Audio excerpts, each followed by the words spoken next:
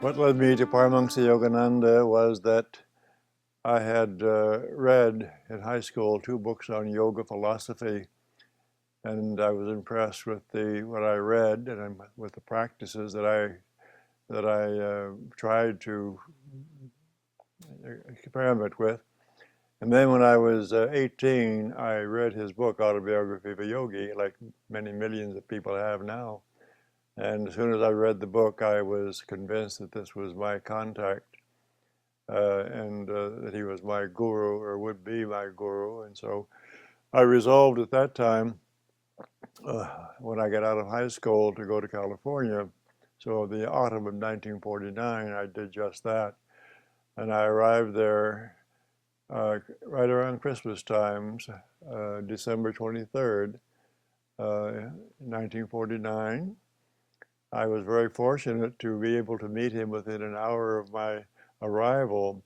No one knew that I was coming. I hadn't sent a note ahead to let anyone know because I was hitchhiking across the country. But I arrived about 6 o'clock in the evening, and one of the senior monks invited me to have supper with the young fellows who were there in training. And after that meeting, after the supper time, Donald Walters, who was the senior monk at the time, invited me up to the main floor of the building of the SRF headquarters. And while we were talking, Paramahansa Yogananda and Fay Wright and her sister Virginia came through the room on the way out to the car. And Yogananda stopped for a moment and shook my hand. I would like to be able to say that he said, "I've been waiting for you," but he didn't. He shook my hand and he asked, "How old are you?" And I told him I was 18. His next question was, "Do your parents know you're here?" And I told him it was all right. And he said, "All right." And he still had an accent. He said, "All right. And I'll see you again," and went out to the car. So that was my first contact with him. The next day, I participated in a 6-hour meditation with the resident disciples and a few guests who had been invited.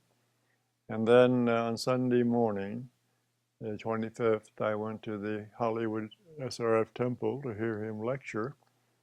And then that afternoon, I had a private talk with him. And I asked him then if I could be his disciple. And he said, yes, I could stay. And we only were together about 20 minutes, but it was sufficient.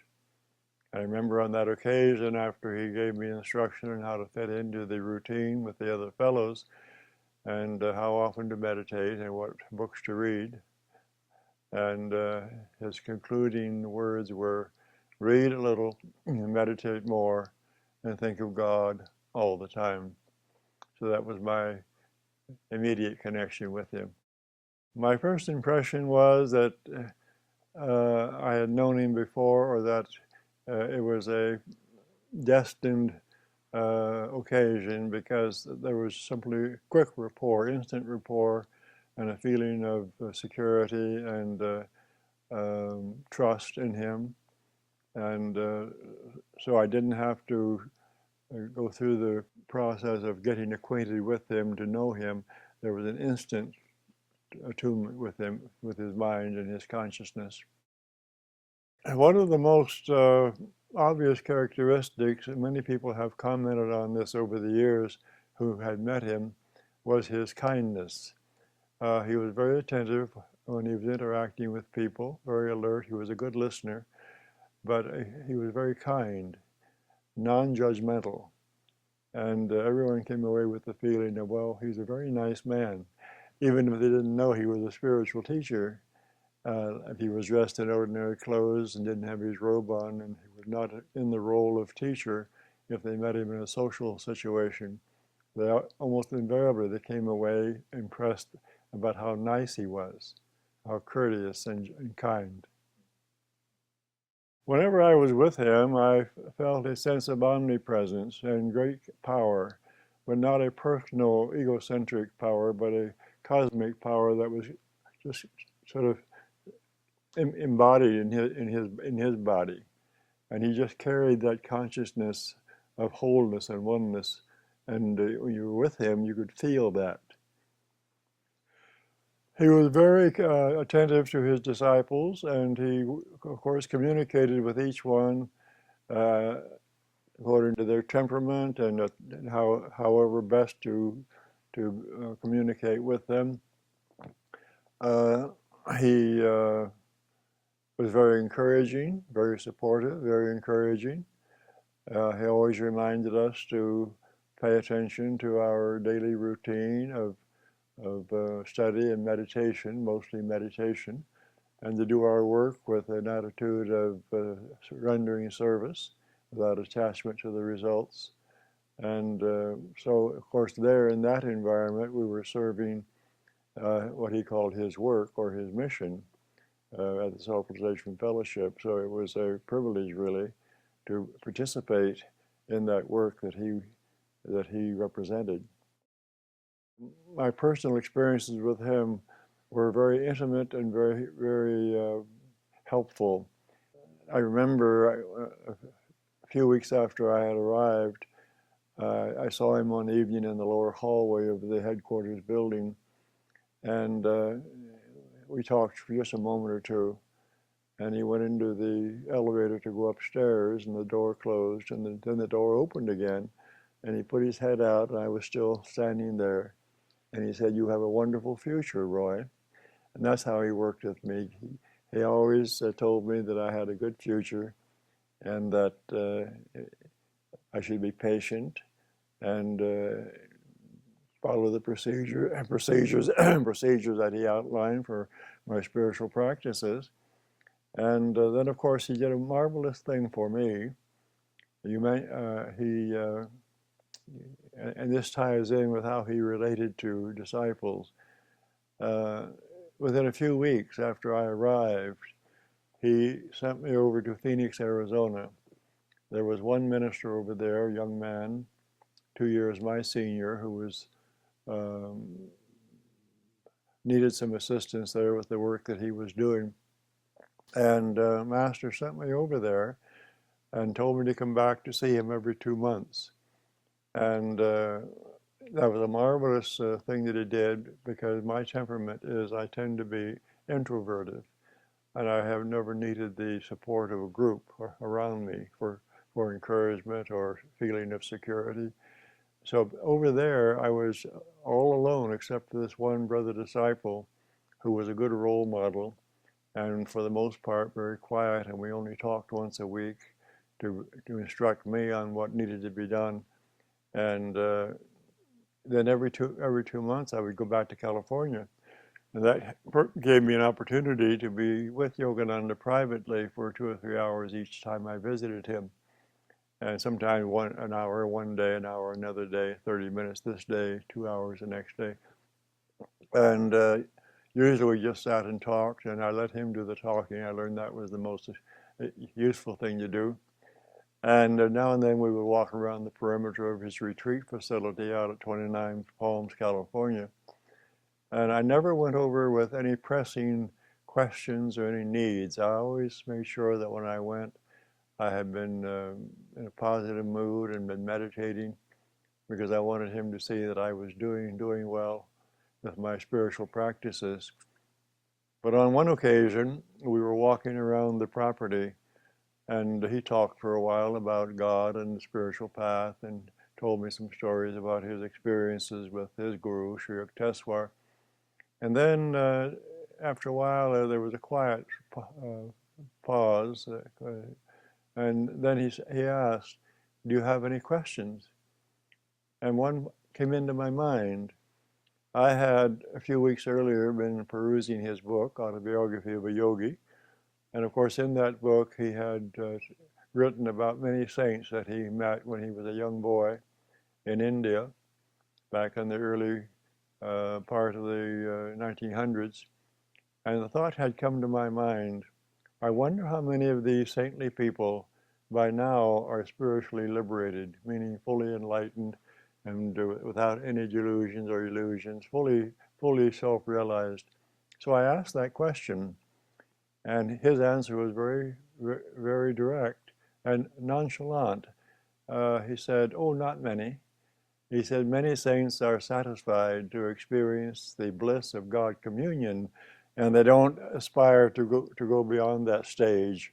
Then after a pause, he said, but you must go all the way, and that's how he encouraged me. He was always reminding me of what he called the goal, the aim of life, which is to be fully spiritually awake. And he always said, you can do it. But that was his emphasis with me. When I was with him, we never talked about comparative religions or theology. It was always about the importance of being focused on the spiritual path with the aim of being spiritually enlightened. One of Master's most spiritually advanced disciples was a businessman who lived in Kansas City, Missouri, Mr. James Lynn. He had been born in Louisiana. His father was a sharecropper. He left home in his middle teens, went to Kansas City, finished his education there, his high school education, and then studied accounting and went to law school. And by the time he was 21, he was admitted to the bar as a lawyer, and also he was a certified public accountant. And he then had a job with an insurance company, a small insurance company that specialized in selling policies to wholesale lumber dealers. And then after a very few years, the owner had to retire for reasons of health. And a business associate of Mr. Lynn's, who was a vice president of a bank in Kansas City, loaned him the money to buy the business. And he paid the business off in 3 years from the profits that were generated. And so by age 30, he had already made his first million.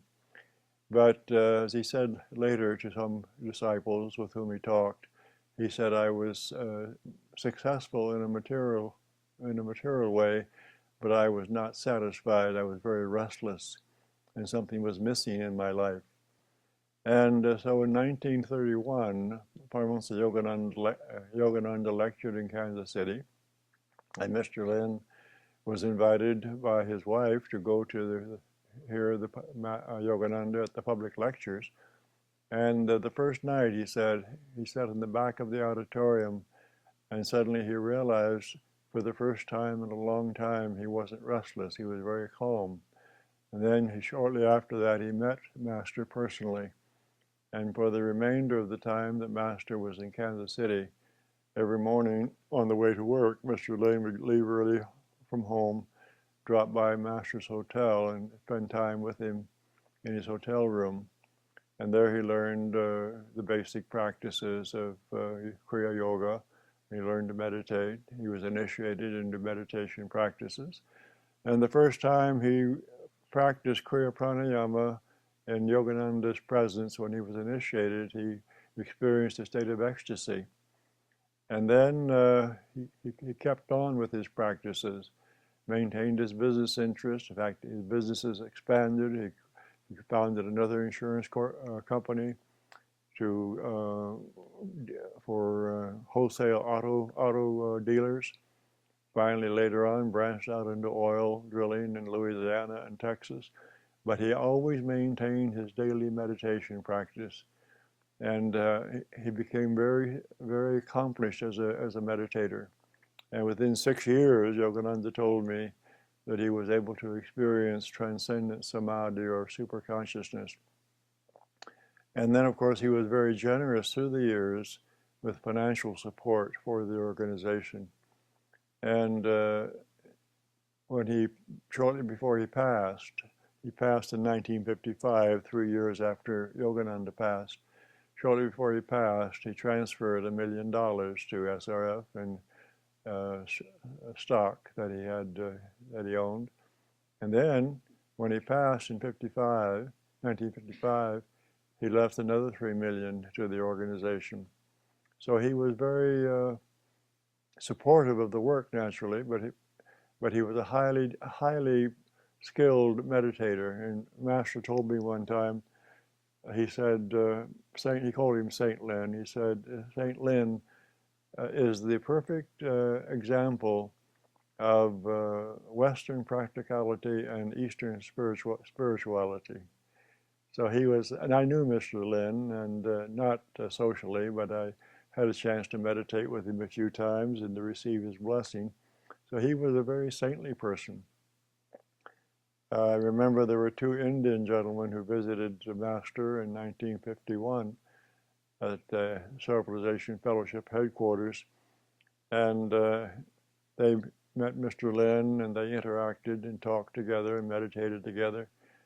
And then when Mr. Lynn was getting ready to depart and go down to Southern California, he was down by his car, getting ready to get in his car and drive to his destination. And the two Indian gentlemen were there, and they said goodbye to him, and they both knelt down and touched his feet, which in India is a traditional way to show respect to a holy man or to someone you respect. And then he turned to one of the male disciples. One of the Indian men turned to one of the male disciples and said, even in India, I have not seen one like him. So he was a very, very exceptional person. Master always said that his work was done in quantity and quality. In the early 20s and 30s, when he came to this country, at first in 1920, but then in the 20s and 30s, he lectured before large audiences, and he called that his quantity work, reaching as many people as possible with a helpful message and information about how they could improve their lives and nurture their spiritual growth. But he was also always on the lookout for those special people who were very receptive to what he had to offer, and he called that the quality work. And of course, the numbers of quality disciples or students were few compared to the many that were served in this wider way. But he liked to reach out to everyone, but he was always looking for those few special people, like Mr. Lynn and Fay Wright and a few others, who really connected with him and stayed with him for years and derived great benefit from their relationship with him. The personal relationship between Master and St. Lynn was, of course, very respectful. Master told me that whenever Mr. Lynn visited California for his private retreats, he said, we only talk about God. We don't talk about business. He knew that Mr. Lynn had his business activities and responsibilities, and when Mr. Lynn was in California, he wanted him to be able to withdraw from that temporarily and devote himself entirely to his inner life. So they had a very intimate spiritual relationship and a very confidential relationship. Yogananda had a good sense of humor. It was quiet humor. I never saw him frivolous, but he would sometimes tell humorous stories and laugh along with us, little anecdotes. But if we were with him informally, just as several of us would meet him occasionally in the lower hallway of the main building when he was on his way to his car or coming back from a trip, he would stop and talk with us, and he would tell us sometimes little humorous stories, but he never left us in a light, frivolous mood. He always ended our time together with a provocative thought or a positive idea for us to contemplate, to think about. And we always knew when it was time to conclude the get-together and let him go his way and for us to get back to work, because he would pause and then he would say, all right, that meant goodbye.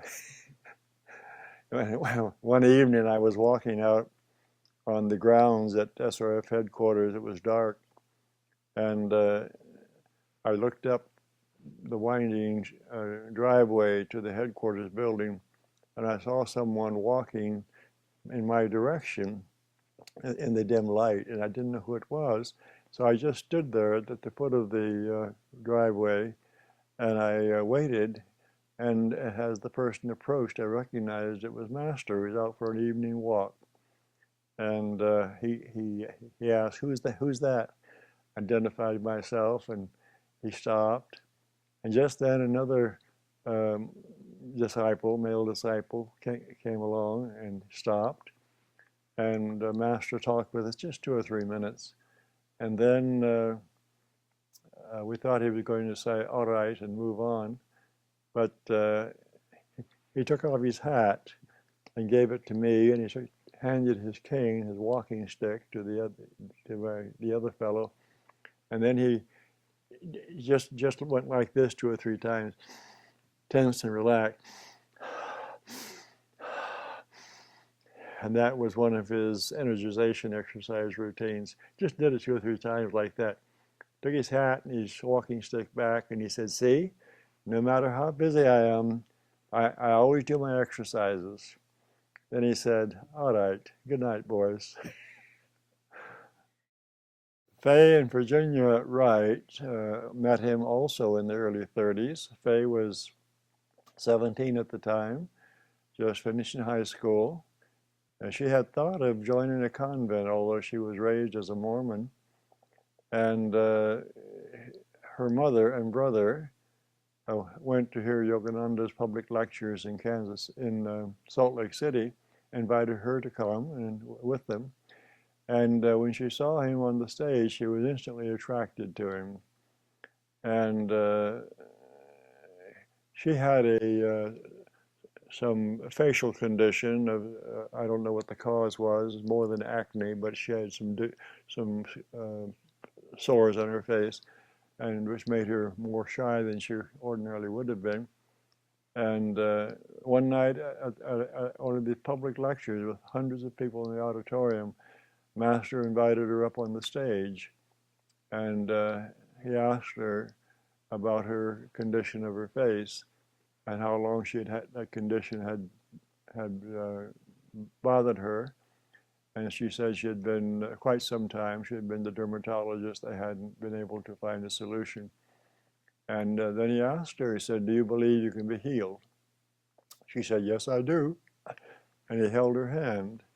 And he said, "By the power of God in me, I say that in 7 days you will be healed." And 7 days later, her face was clear, and the condition never returned. Shortly after that, she asked for permission to move to Los Angeles headquarters, and be a resident disciple. And Master said, "I've been waiting for you to ask." So she and her sister moved there, and later her mother and her brother moved there. And Fay and her sister Virginia became Yogananda's confidential secretaries. Were with him for years. They typed his letters, they answered the telephone, they arranged his appointments, they passed word from him to others in the organization about what he wanted to have done. And they were just a team, his right hand workers. And so it was, after many years, shortly before Master passed. He passed in 1952 in March. But shortly before he passed, he was talking with Dayamata and about the future of the work, as he called it. And he said, "You are the one I have chosen to guide this ship into the future." And she said, "No, I don't want the responsibility." And he said, "I've had it all of these years, now it's your turn." So Mr. Lynn was Master's choice to succeed him as president of the organization, which he did in 1952 when Master passed. But then when Mr. Lynn passed in 1955, then Fay became the president, and she remained the president from 1955 until the year 2000, when she passed at the age of 96. And over the years, I maintained close contact with her because I had first met her the night I met Master in 1949.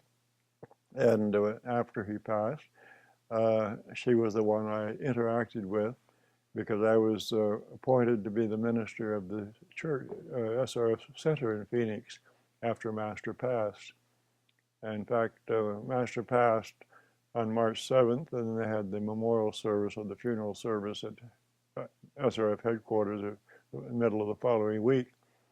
And the very next day, Fay invited me into her office and gave me my minister's certificate. Master had ordained me 5 months earlier, but she said then, she said, it's Master's wish that you be the minister at the Phoenix Center. So that's how I became the minister there. And I was there for the next 2 years all by myself. Again, it was a beautiful experience because I liked seclusion. I had full time to devote to my spiritual practices. I only had a Sunday morning and a Thursday evening service to conduct, occasional phone calls. I had to mow the grass and maintain the building, of course. But I had my own private monastery there for 2 years. And I went over to Los Angeles for special events like summer convocations and Christmas meditation and so on. But the rest of the time, for those 2 years, in 1952 and 53, I was alone as the minister of the Phoenix Center. And that was Master's plan for me. I remember I visited him at his desert retreat facility on one occasion, and he said to me, "Be patient, Roy, I have plans for you." He never told me what the plans were, but he had plans and let me know through Fay what the plans were. Fay and Virginia were always with him except when he was by himself, but they were the ones who, I mentioned earlier, typed his letters and manuscripts and just gave him full support. They were always there to help him accomplish what he wanted to accomplish. And then there was another person who came along years later who became part of that team, and that was Myrna Brown, who came into the work when she was in her 9th grade in high school, and later became, after Dhyamata passed, by that time she had the name Dhyamata, the monastic name, given to her by one of the Shankacharyas in India many years before. But when she passed in 2000, then Myrna became the president and is now the president at this time, and her monastic name is Myrnalini. But those three were with him all the time when I was there. He was very gracious with guests who came. He frequently invited people to come to see him, and sometimes special people that he would invite and he would prepare or have prepared under his supervision, a meal usually with Indian flavored foods, and very, very attentive to their needs. And sometimes if the guests were really interested in him and the teaching, he would keep them for hours, way into the night and way after midnight. And Dhyamata told me a story about his thoughtfulness. There was a Swami in Los Angeles area who was also from the same part of India that Master had come from, Bengal, up just north of Calcutta. And they used to get together from time to time. Master would go to his ashram and they would have a meal together, and then Master would invite him up to SRF headquarters and have a meal together and sit around and talk, and they enjoyed each other's company. And Dhyamata told me, she said, whenever that Swami was scheduled to come and have supper with Master, he always reminded us to have a separate saucer by his plate, by the Swami's plate, so he could have his after dinner cigarette. So that was back in the days, you didn't put up a sign saying no smoking. No one smoked when I was there, and we didn't have any smoking or drinking or cussing or carrying on. But if Master knew someone that he invited had a habit of that kind, back in those days, he would provide for that. And so there was no sense of being judgmental about it. So he was always very gracious. He counted the disciples' birthdays from the time that they met him.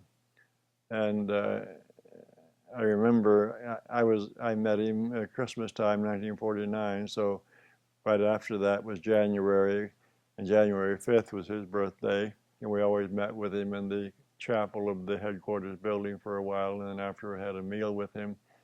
And so a year later, in 1951, we were in the chapel and had meditated with him, and he was just talking informally. And he looked over and saw me off to one side with where the fellows, where the male monastics were sitting, and he said, "Oh, Roy is 1 year old now." So I'm only 67 years old now. Herbert Freed, who was the minister who preceded me at the Phoenix SRF Center, told me in a story that he had been visiting Master. It was his time to be in California for a few days, and at that time it must have been in the summer, late summer of 1950, because Master was at that time supervising the planting of trees and bushes and shrubs on the Lake Shrine property out there and near Santa Monica. And he asked Herbert to go with him. So usually someone else drove the car. Master didn't drive. He sat in the back seat of his car, and he had Herbert go with him so they could talk. And they went to a nursery to buy some plants for the Lake Shrine. And they went, and Herbert told me that the owner was from a Lebanese gentleman. And so he and Master talked about various things and became acquainted. Then they walked around, and Master picked out some shrubs and some small bushes and some little trees and so on. And he asked for the price, and whenever he got the price, he would say, "Oh, you have to come down a little bit on that one, or you have to throw in this, and this too." And they went back and forth like this in a friendly fashion. And after they finished, the Lebanese gentleman shook his hand and said, "Mr. Yogananda, I've enjoyed this very much. Please come back whenever you want to." And Herbert told me later, he said, "I grew up in the streets of Los Angeles, and I've seen wheeling and dealing, but Master embarrassed me." he had never seen this kind of carrying on before. But another time I remember Master came in from late at night after Christmas. Someone had given him some personal money to spend. And usually he didn't really want anyone to give him things for Christmas, not even money. He usually said, "If you're going to give money, give it to the organization." Well, someone gave him a little bit of money. So he went down to with Fay in Virginia, and Virginia always drove the car for him. And they went down to Hollywood, and he found a set of canes, Czechoslovakian canes that were carved, a matched set of canes. And just for some reason, at that time he was using a cane now and then. He had had some difficulty with his knees. And he showed, and I was there when his car came in by the side of the building, and another fellow was there, another disciple. And Master was in a very happy mood, and he showed us his canes, his treasure. And he said, "I got them at a very good price," and he was very, very happy with his purchase. And I could see Fay and Virginia in the front seat just smiling because they had witnessed this transaction. And then, after a few minutes, Master said to Fay, "Don't we have an extra carpet in the storeroom that might fit his living room?" And she said, "I think we do." He said, "Have the boys take it down as a gift tomorrow." So that was a part of his personality. He enjoyed having fun and making these purchases, but he also made sure the other person came out well in one way or another. And in the 20s, in the 50s rather, when they decorated the new buildings that they had constructed, much of the furniture that looked very nice had been purchased in used furniture stores and refinished by some of the monastics, so it was brand new and sparkling and in good shape. But of course, you buy it in a used store, you get it very cheaply. You don't have to spend much money, but you can fix it up yourself, make it look quite nice. Yes, he loved to have the grounds beautiful all the time. Flower gardens, and the grass had to be mowed, and the sidewalks had to be swept, and the entrance roads had to be swept clean. And even today, people who visit the SRF headquarters and also the Lake Shrine and also the Encinitas retreat, 25 miles north of San Diego, they are very much impressed with the landscaping. Everything is just beautiful. One time I was with him with a few of the other fellows, and just having conversation, talk back and forth.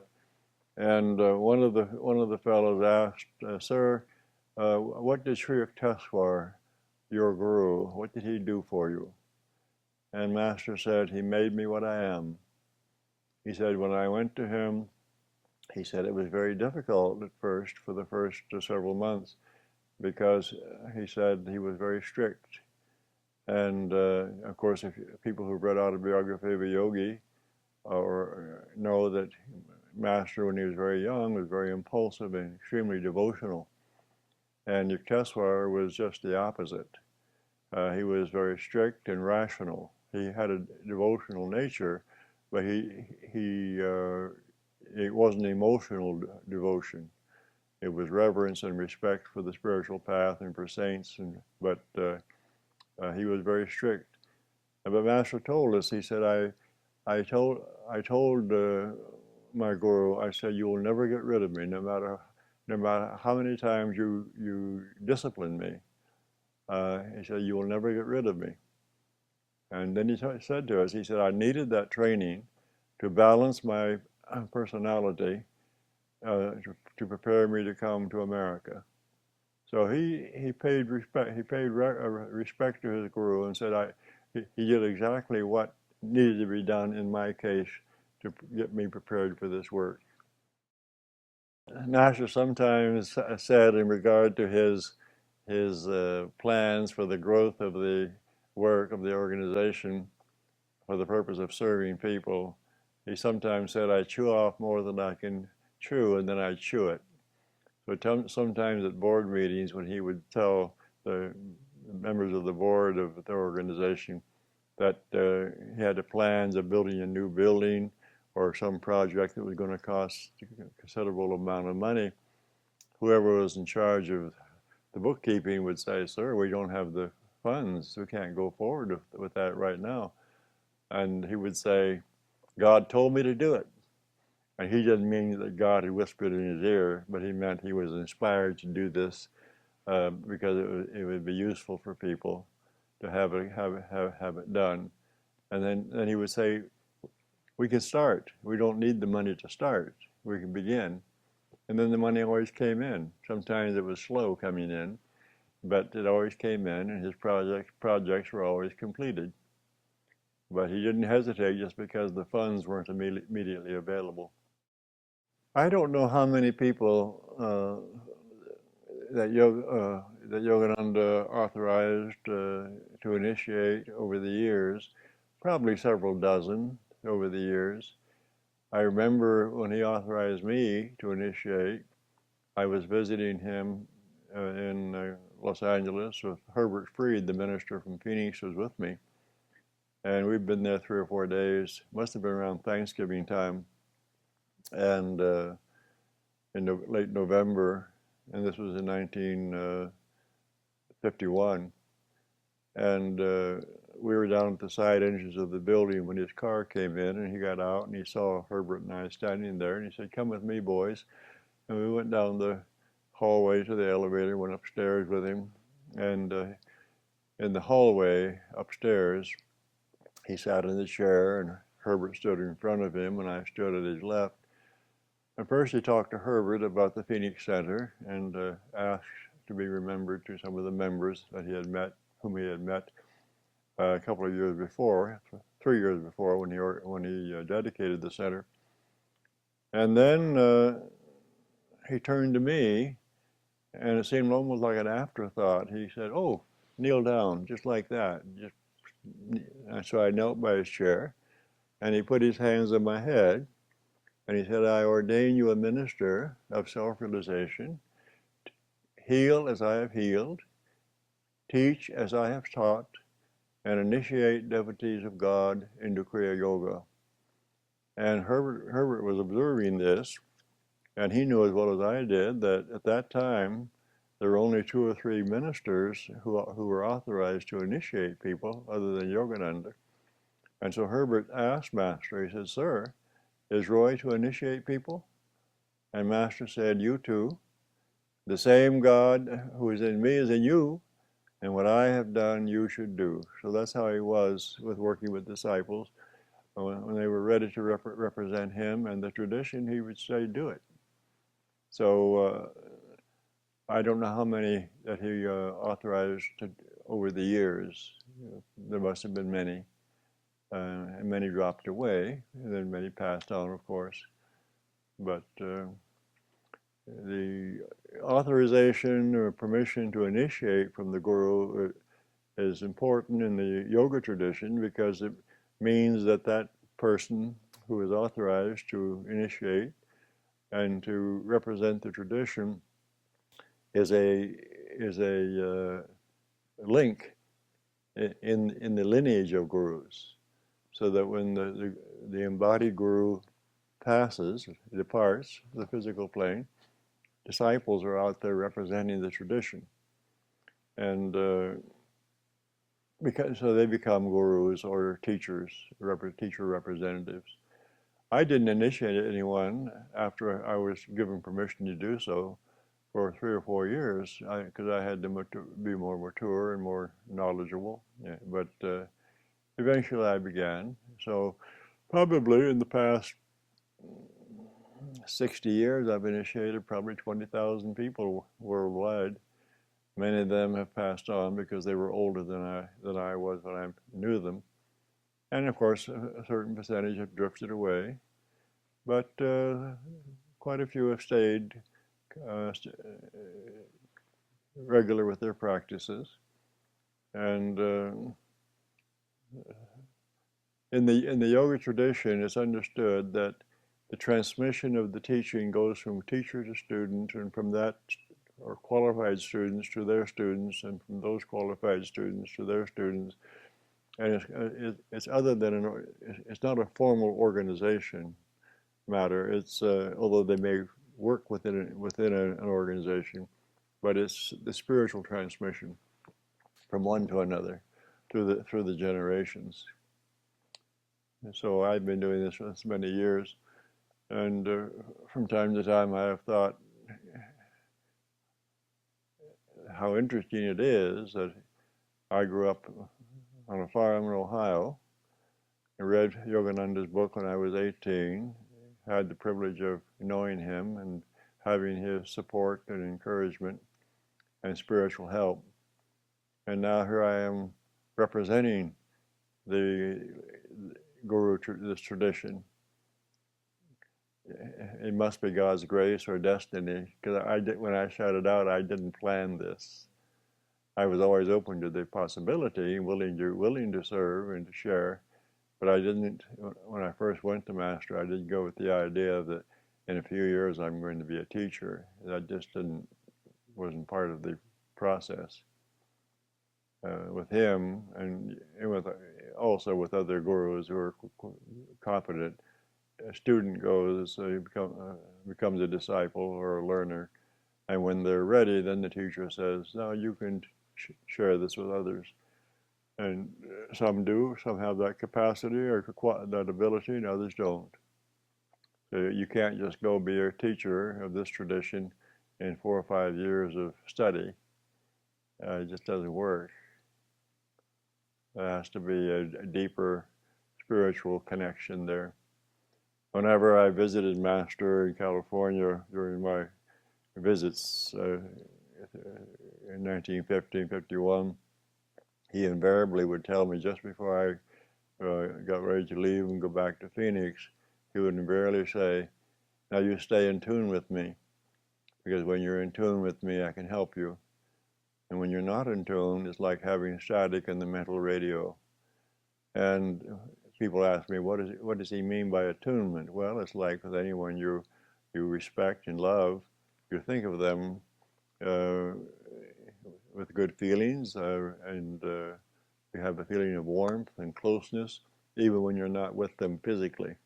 So you have a spiritual and mental connection.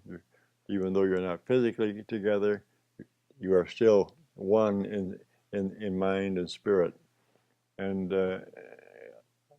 I was able to experience it when I was over in Phoenix, 300 miles away from him, physically, that I could just think of him, and it was just like he was there with me.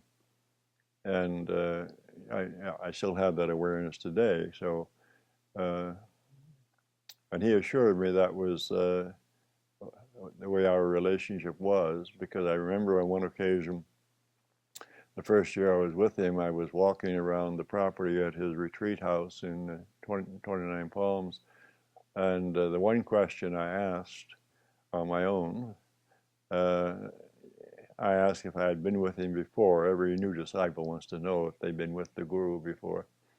I remember he said, of course you have, many times. How could you be with me now if you weren't with me before? And then he said, you almost died last year. The previous year I had rheumatic fever and was very ill for 5 months. He said, you almost died last year, but your love for God pulled you through. And it was during that time that I read his book and resolved to go to California to meet him when I got well. And he said, almost like he was caught by surprise, and the insight had just come into his mind, and he said, you died young last time too. But he said, you have a new life now, and you must make the most of it. So he was always, with me, he always provided that feeling of confidentiality and warmth and closeness and reassurance. So that's just how he was. Of course, Yogananda was a visionary in that he was always open to having guidance, really, or of how to spread the work more effectively, reach more people in a positive way. He had a lot of willpower, of course, but he also was open to guidance, and he wanted to do the right thing all the time. But he just didn't sit around daydreaming. He always had pictures in his mind of possibilities, and I heard him say on more than one occasion that I sow my desires in the ethers, and they must come into manifestation. That was his idea. He put them in the ether, and they would have to materialize. I talked with him in 1951 privately one evening in his room at Self-Realization Fellowship headquarters, and he told me then about the dedication of the lake shrine, and he said right above it there was property that didn't come with the property that was given to us. And I asked Mr. Lynn to buy it. He said that was the first time I ever asked him to spend money for the organization. But Mr. Lynn did buy it. And he said even then, Master said, back in 1951, 51, he said, one day there will be a beautiful temple here. Well, in the 1990s, a beautiful temple was built on that site on the hill above the lake. But Master had that in his mind in 1950, and it didn't come into manifestation until 40 years later. but he picked Dayamata as the right choice to be the president of the organization, as he said, to guide the ship into the future, because he had talked to her and her sister and a few others about his plans for the future. Dayamata, after Master passed, Dayamata sent me a letter one time with a carbon copy of some of the meetings of the last meeting of the board of directors with Yogananda when he was still embodied, and he had given them his plans for the spread of the work into the future. And over the years, much of what he wanted done has been done, and that's largely because of Fay Wright, later Dayamata, because she knew what Master's wishes were, and she saw to it that they were fulfilled. One of the things he said at that time, he said, build in California first, and then go out from there. Train teachers to go out into the world. But he said, keep autobiography of a yogi highly visible in bookstores, and advertise it in mass circulation magazines at least 4 times a year. And they have done this consistently. And now that book, Autobiography of a Yogi, has been published in 35 languages, and 15 other languages are being prepared for publication. And I don't know how many millions of copies have sold. 2 or 3 years ago, they were selling 50,000 copies a year in the United States, year after year after year. And that's the kind of vision he had. He was very practical, because he said that book is the best contact we have with the public. People who read the book either respond to it or they don't. But many people read it and they say, wow, and it gets them started. I've talked to many religious science and unity ministers and independent meditation teachers, and they've said, I got my start reading Autobiography of a Yogi. So he was very practical, and he knew what would work. But Dayamata was the one who made sure that all of these plans were fulfilled.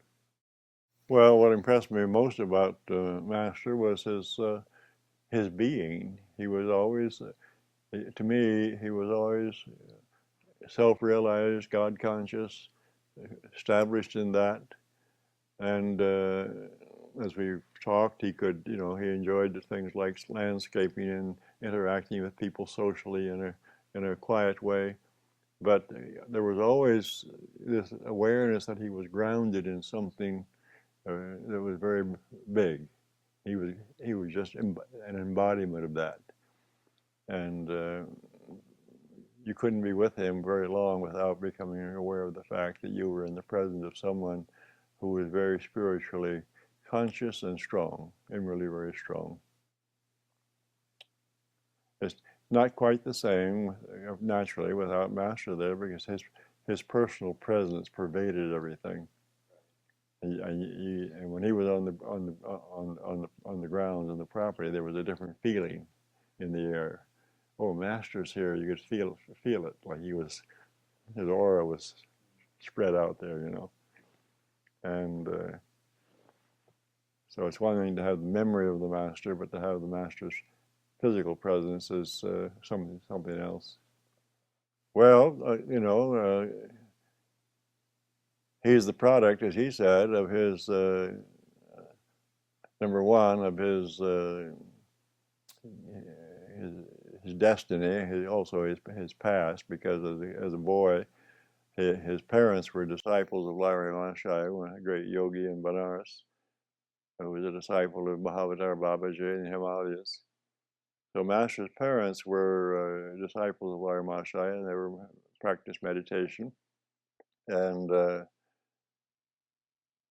his father instructed him in meditation practice, and then later his Sanskrit tutor gave him more advanced instruction. So as a young boy, from the age of 12 and 13, he was meditating long hours in the seclusion of the attic room in his family house in Calcutta. And then As he grew up, he met other saintly people and visited temples and places of pilgrimage, and then he met his guru and had 10 years of training with him. So it's just that he said one time when one of the fellows said, "Sir," when he gave someone some advice, and the person said, "Sir, it's easier for you to say that because you're the master." And the master said, "How do you think I got to be what I am? I did it because I did the work." In other words, he did what had to be done to become the person that he was. Yogananda made a strong impression on the world because, number one, he was very intentional. He knew exactly what his mission was, and he was determined to make it known, and always with the idea of serving people. But as I mentioned earlier, he had a lot of willpower, but also a lot of faith, and also the willingness to get into action and do what had to be done to accomplish his purposes. He wasn't lazy by any means. In fact, in his later years, he spent a lot of time with people who visited him. He really took his time, but and I wish at times he would spend more time by himself in his later years, seeing to his health and his energy. But he was always putting himself out for people, long hours, always doing something for other people. And then, of course, toward the end of his earth life, as Dayamata and Virginia have shared, that he worked very long hours finishing his writing projects, commentary on the Bhagavad Gita and other books that he wanted to finish. And he would tell them, "We must do this now. There isn't much time." And he was conscious of the fact that he wouldn't be around for a long time, and he had a lot of projects to finish before he left. And in fact, the Bhagavad Gita that he wrote an extensive commentary on the text was not published until many years after he passed. And although he had written commentaries for many years from the 1920s onward that were published in their magazine in serialized form. But then at the desert retreat in 1551, he went through the Gita completely and reorganized what he had written and added to it. And so it came out to 1,500 pages. And I remember at his birthday gathering in 1952, just a month and a few days before he passed, he said of the Gita, he said, "A new scripture has been born, and you will see it when it is published next year." That was the way he thought. I've done it, it's done, and let's get it published next year. Well, there was nobody who could edit 1,500 pages adequately in a year's time, especially a book of that nature. And so it took several years for it to be finished, but finally came out in the 1990s, which I thought was a little extremely late. But anyway, it finally got out. But he finished it before he passed. One of the remarkable things about his life and work is that it has continued to grow and to be influential around the world. There are more people today aware of what he taught and have access to his teachings than ever before. It keeps on growing and growing and growing. Of course, in our current era, there are increasing numbers of people who are becoming more receptive to these teachings. And then, of course, the fact that he trained Dayamata and others and told them how to present the work into the future. But someone asked him one time, "Why does the autobiography of a yogi change so many lives?" And he said, "Because my spirit is in it." And I think that's the key there. For those who are receptive to what to his way of presenting the yoga philosophy, you have to be receptive to really get it. But to those who are receptive, they also get his spirit, and that's the transformative influence. Many people don't understand that. They can't even explain it. They say, I just feel different when I read Yogananda's writings or when I think of him or I see his picture. But they don't know that they are picking up on the spirit of his consciousness, and that's transformative. And that will continue. But it also continues to be transmitted through some of his disciples and their disciples and so forth.